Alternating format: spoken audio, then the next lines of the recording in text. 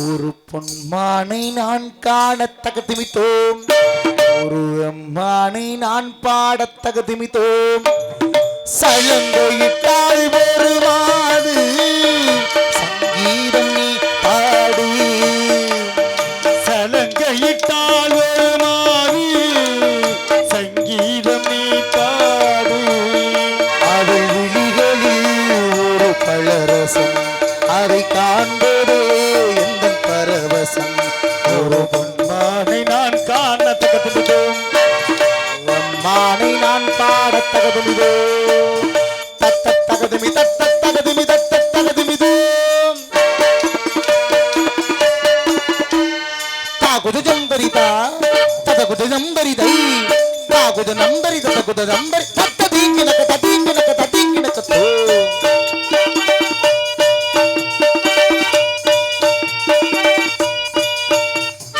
தடகத்தில் மீன் ரெண்டு காமத்தில் தடுமாறி தாமரை பூ மீது விழுந்தனவோ, தாமரை பூ மீது விழுந்தனவோ.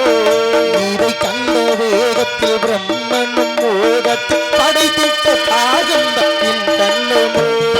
காற்றில் அசைந்து வரும் அந்த வானத்துக்கு கால்கள் முளை தொலைந்து நடை போட்டான், கால்கள் முளைத்து அங்கு நடை போட்டான். தலை நில மேலிலே சுளை பல சுவையை கண்டேன். அந்த கட்டுடை கட்டுடை குதிராமல் சதிராட மனமெங்கும் மனம் வீசுது, எந்த மதிதண்ணில் கோவை சேர்க்குது. சலங்கையிட்டால் ஒரு மாது சங்கீதம் நீ பாடு,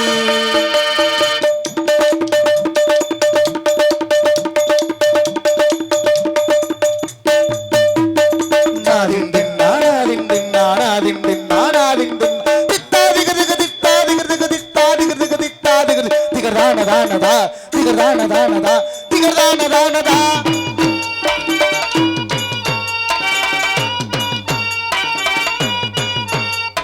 சந்தன கிண்ணத்தில் குங்கும சங்கம் அரங்கேற அதுதானே உன் கண்ணோ.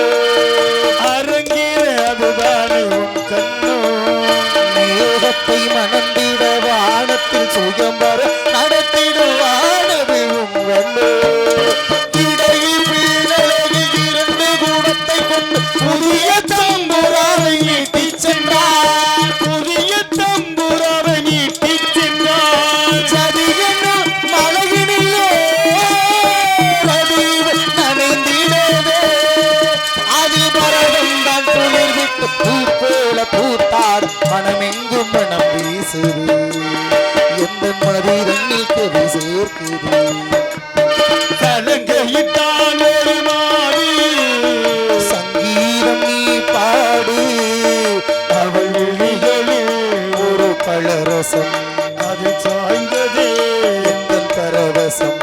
ஒரு பொன்மானை நான் காண தகுதிமிதோம், ஒரு அம்மானை நான் பாட தகுதிமிதோம் தகுதிமிதோம் தகுதிமிதோம் தொம் தொம் தொம் தொம் தொம் தொம் தொம் தொம்.